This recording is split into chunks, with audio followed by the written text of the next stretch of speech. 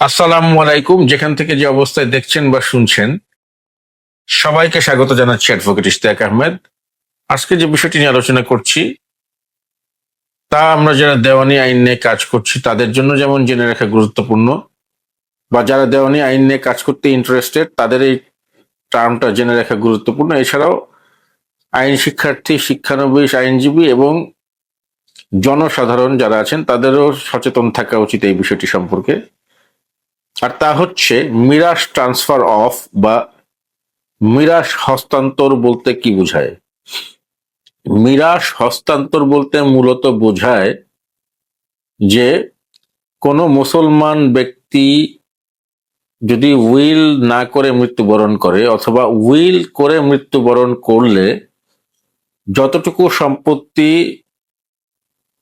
Will দ্বারা নিষ্পত্তি করা যায় বা নিষ্পন্ন করলে আইন সিদ্ধ হয়, ততটুকু সম্পত্তি উইলের মাধ্যমে হস্তান্তর করার পর বাকি যে সম্পত্তিটি আছে সেটি ওই ব্যক্তির ওয়ারিশদের মধ্যে ভাগ বন্টন করা হলে তাকে মিরাস ট্রান্সফার বা মিরাস হস্তান্তর বলে। আজকের আলোচনা এতটুকুই।